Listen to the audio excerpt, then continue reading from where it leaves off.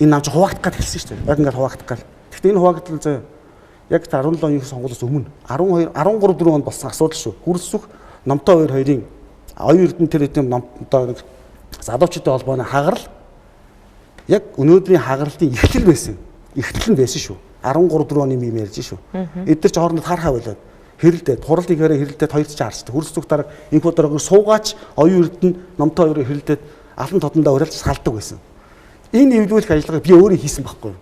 Би юмг бол дарагтаа уулзаж, хэрэлсөх дарагтаа уулзаж, оюун эрдэнэ амар эсгэлтэн учрал одоо энэ бүх энэ залуучууд би номтой хоёртой муудалцсан. Танаас санаж байгаа номтой хоёр сандаа зодтолж байгаа нэг юм яагаад санаж байна уу? Энэ намын хагаралтыг явуулахгүй төлөө би тэр ажлыг хийсэн юм аа.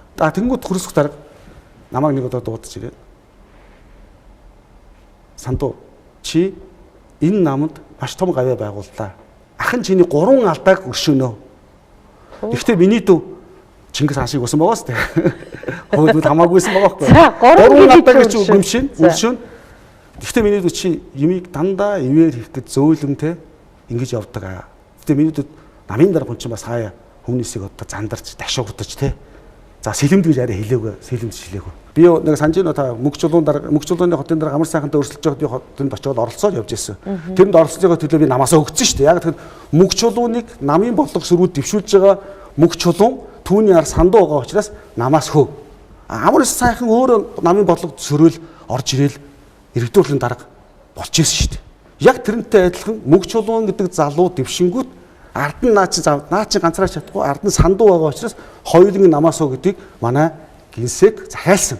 Өнөөдөр тэр намын дүрмэнд өөрсдөө хөөж байгаа намайг намаас хөөсөн шүү дээ. Анх намайг 2 3 удаа хөөх гээд намын дүрмэн дээр байдгүй хотын намаар орож хөгдөг тэрэнд байхгүй болонгууд амар эслэн оюун эрдэнэ за Батбаатар тэнэлтэй энэ хэд намын дүрмэнд өөрсдөө оруулж агаад намайг хөөж байгаа байхгүй юу. Дараа нь эдний холбогдсон хэрэгт намын дүрмэнд өөрчд орохгүйгээр эднэр өөрсдөө хөөгдөнө. Намайг хөөхийн тулд намайг гинт хэрэг болохын тулд зохион бүлэм хийгээд нь шүү дээ. Бүр зохиогоод дүрмээ янзлаад. Эднэр бол яг одоо нэмэр авах юм бол дараа нь энэ үйл байгаа өөртөө идэл. Би цагаат нь хизээ нэгэн цагт би цагаат нь гэдэг. Та хэлчихлээ тийм үү? Оюун эрдэнэ хүрэлцэх амар эсгэлнэ. Гэхдээ тэр мөн шүү дээ надад болчих. Өөр юм байдیں۔ Надтай одоо намайг одоо дарын бяцлаа гэдэг хүмүүс эднэр шүү дээ. Тэгээ та дарагдах юм уу? Бяцлагдах юм уу? Би одоо дарагдахгүй бяцлагдахгүй гэдэг одоо яах вэ? Эдгээр эрх мэдэлтэй өнөхөд эрх мэдлээрээ хүчээрээ хөрөнгө мөнгөөрөө дарна гэж байгаа бол тийм байхгүй. Чадахгүй заяа бид нар. Монгол ардын намын гишүүд, нийслэлийн намын гишүүд бүгдээрээ мэдж байгаа. Хэлмэгцэн гэдгийг мэдж байгаа. Надтай би олон хүмүүстэй уулзж байгаа. Би даргаасаа буугаад би тойргоороо явлаа. Зөндөө газараа явлаа. Маш олон хүмүүстэй уулзлаа. Бүгд хэлж байгаа байхгүй. Арайчтэй гэж байгаа. Ялалт авцарсан намын дарга гудамжны гаргалаа. Одоо шорондоо ийм хүн байх ёстой зан чанар. Би үнэхээр энэ урвалт гэдгийг би үзэн ядчих واخхой. Гэхдээ үнэхээр амар эслэн их бол даргын баруун гар байсан шүү дээ. Тэг яагаад өнөөдөр ингэж байгаа юм? Муу байж болно, муухай байж болно. Гэхдээ нэг эр хүний нэг юм дотор байдаг да. Тэгтээ хараа сандуу ийм устар тийм байхгүй мэн. Өнөөдөр хөрсөх даргыг мондөг барь чадaltaй хүчтэй байхад нь аюу олон хүн дагж байгаа. Маргааш унах шүү дээ. Мөнх юм байхгүй шүү дээ.